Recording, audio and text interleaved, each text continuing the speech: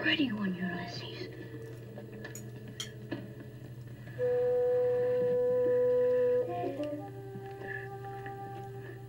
There it is. Hello BookTube, I'm Sean the Book Maniac. Welcome back to my channel. Doesn't my face look kind of red? I just spent all afternoon on the beach. No, I've had a few glasses of wine, which is a Sunday night tradition for me. I love to make a slightly tipsy book tag video on Sunday nights, and here I am. I do look a little fluorescent. Sometimes when I'm overly tired, I get pretty flush. But I am not falling down drunk. I can't guarantee I won't be by the end of this video, but Olive is my goddess mentor, so I'm following in her footsteps. This is a great tag. It was created by Michael at Catalyst Reads. It's the No Disclaimers book tag. And I have been tagged by the wonderful Ollie Bliss. So thank you to both of them. And I have a lot to say. And let's get started. And how do you like my new blouse? Every year for my birthday was last week, who cares, but every year for my birthday I like to get a new shirt. So this is my new shirt. Kenji actually got it for me as a Christmas present, but I always like to debut a new blouse on my birthday. Without further ado, the first question is, which trope or tropes in books annoy you the most? So I have to be honest, and I'm kind of following in Steve Donahue's footsteps here, but I totally agree with him. The most annoying thing is the word trope. Trope? I vaguely remember it from my undergrad days, but I kind of did a refresher scan of the internet, and basically a trope is anything you find in any piece of writing. Plot is a trope. Characters are trope. Idioms are tropes. Everything is a trope. So it's a completely meaningless, useless word which should be banned. As Steve said, I think what most people mean when they use that terrible, meaningless word trope is cliché, which is a trope you don't like. A trope you don't like, a trope that's been overused, is a cliché. Alright? So this is not a dig at anybody who's using this word on BookTube, but I think it's just a ridiculous word. So, cliches, I don't get so fussed about thematic cliches. There's a couple I do. Cliches like gay serial killers or gay psychos or things like that bug me. And of course anything that's really sexist or racist, of course. Kind of goes without saying. But for me, as a reader who's really focused on the quality of the writing, the prose, it's cliched, hackneyed writing that drives me crazy. So let me give you one example from a book that I loved shredding recently. This translated Japanese novel, Slow Boat by Hideo Furukawa. And on the very first page, I mean, I should have bailed on page 1. I think I stuck it out to page 17 before bailing, but listen to this. It's at the bottom of the first chapter. Language has its limits, but it's all we've got for understanding each other or misunderstanding each other or whatever. Besides, isn't life all about limits? At the end of the day, we've all got our limits. As living things, we're bound to die. That is just garbage. Now, I guess a case could be made that this is the first-person narration by the main character, and that's the way he talks. I don't care. It's just garbage writing. Ugh! So, that kind of cliche drives me crazy. At the end of the day? Number 2, which writer or writers do you feel are overrated or overhyped? This is completely subjective, and I don't want to step on anybody's toes, but really, if you boil this down to its basic query, it's which writers don't you like that many people like, and that's so subjective. So I have a lot to say, and a lot of these are BookTube darlings, and they're based on one book only, some of them. But I think that Sarah Winman, her novel Tin Man, that's all I've read, was overrated. just means that I didn't like it as much as other people did, but I thought it was completely overhyped. Same with Sarah Perry's Essex Serpent. But so many people love that. I just deeply enjoyed glowing review last week from just one reader. So it's just like, I need to reread this book. Was I just having a bad month? But I could articulate at some length the things that I didn't think were wonderful about it, even though I recognized its definite strengths. But no, I thought that was overhyped. And Toni Morrison, I mean, Beloved is one of the most important books of the 20th century. And I loved it, but I haven't read anything else by her that was any good. Margaret Atwood is hit and miss for me, but, you know, she writes in a variety of genres that I'm not interested in. I certainly thought her Shakespeare novel last year, what the heck was it called?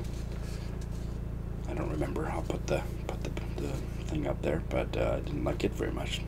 But I want to talk about books that are overhyped in a different way. I want to shift the focus of this question to one thing that I notice is if I hear too much about a book before I get around to reading it, it turns me off. So I would say a good example of this is HANYA YANAGIHARA's A Little Life, which it was a polarizing Marmite book, but I heard so much about it before I ever got to read it that I now refuse to read it for years because it just kind of ruined it for me. Both of Donna Tartt's novels, I heard way too much about them when they first came out, and I'm now, I don't remember, but one was 10 years ago and one was 7 years ago or something. But now enough time has passed that I'm ready to try them. I expect I'm going to love them, but there was just way too much hype. So I've waited all these years for it to die down, and I'm finally ready to try her first one, maybe this year. If a book is really hyped, I have two responses. Number one, read it immediately before I hear too much hype. Or number two, wait for several years before trying it. Within the gay literary universe, I would say Edmund White is a completely overhyped writer. He can't really write very well at all, I don't think. But that, again, it's just my personal opinion, but I think his novels are big snooze fests. Number three. What are your least favorite books that you've read since joining BookTube? I don't have any that I've read because of BookTube that were my least favorites. I have several that I've found out about on BookTube that I've bailed on, but none that I've hated because of BookTube. However, the two that I've read since I joined BookTube that I hated, I've already talked about. Slow Boat, and I've done it in my bail wrap-up. I've done a separate review video of this, and now I've talked about some language in it that was just puke-worthy. And the other one was this piece of crap, The Key by Junichiro Tanizaki, who's The Makioka Sisters is one of probably is my favorite Japanese novel, and this was embarrassingly toilet paper-esque crap. Number four, a terrible ending that ruined an otherwise quality book.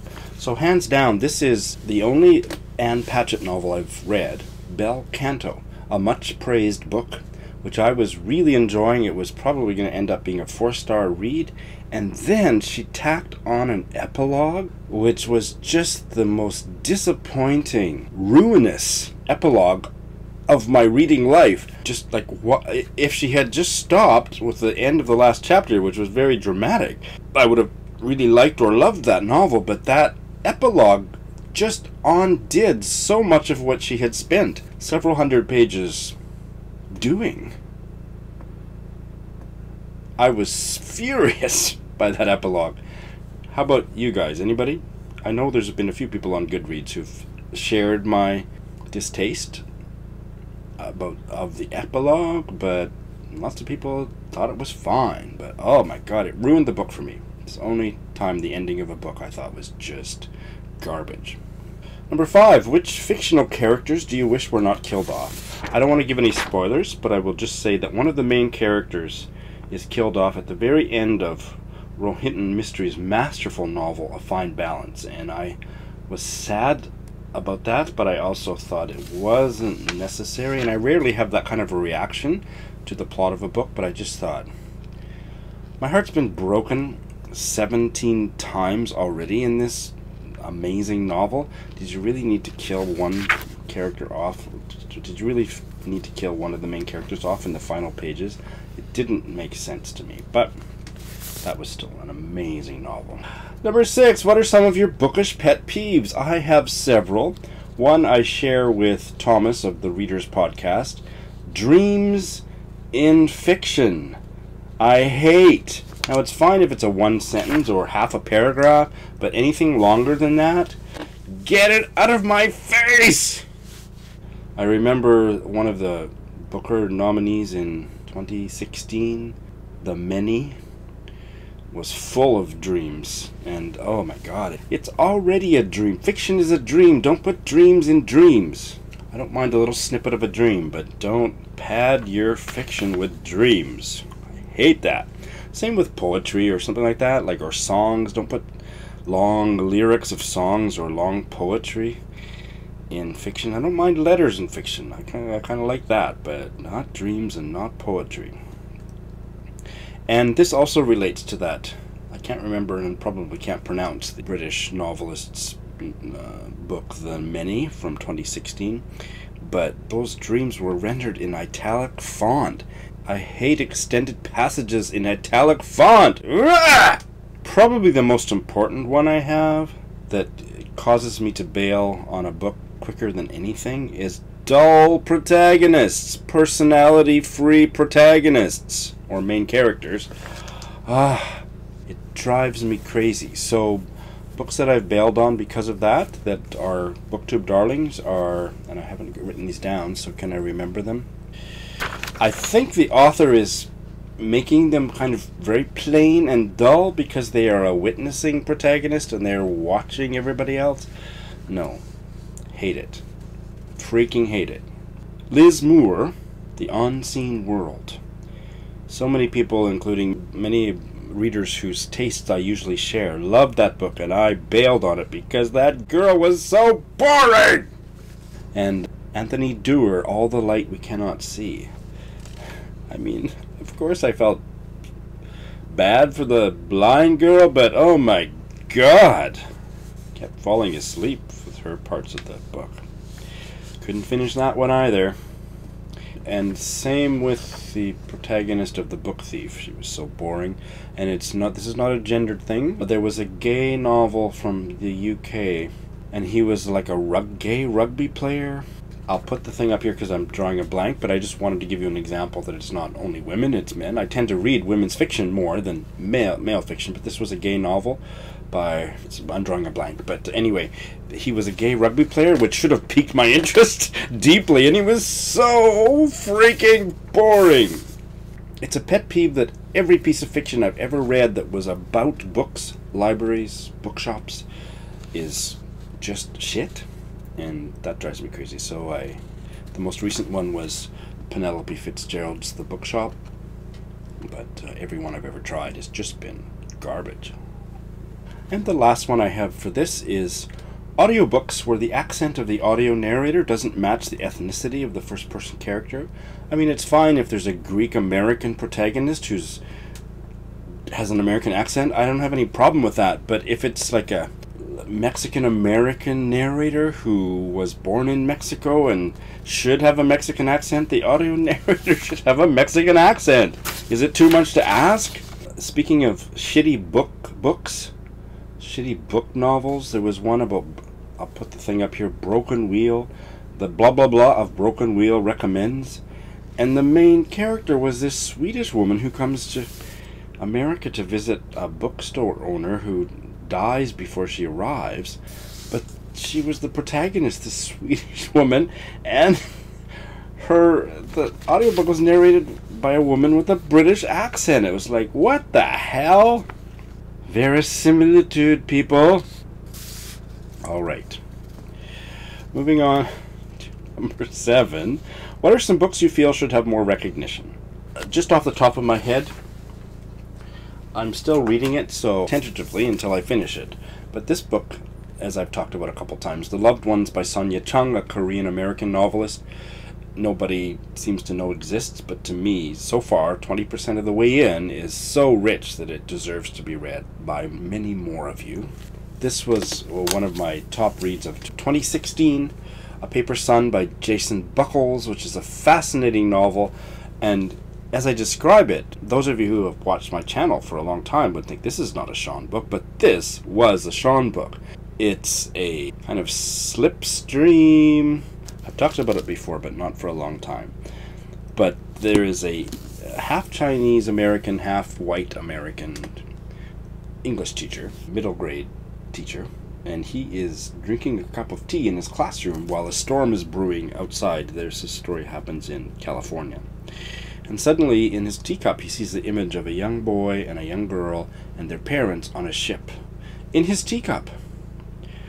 And he's just transfixed because, like, what the hell's going on? And after a few minutes, the image disappears from his teacup.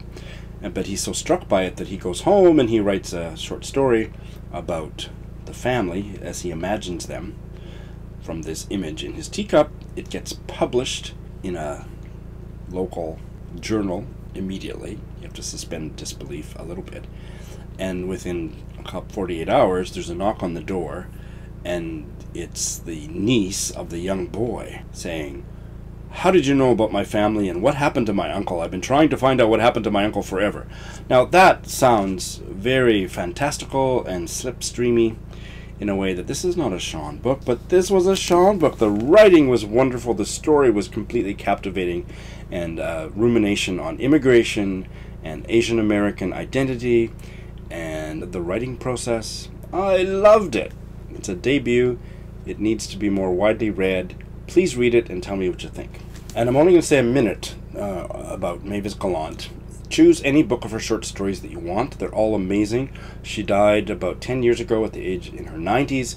She was a Canadian who moved to Paris in 1950 and began writing short stories. Almost all of them were published in the New Yorker. Her stories concerned exiles, and they are right up there with Alice Munro as the best short stories ever published. And she's not as widely read today as she should be. So that's all.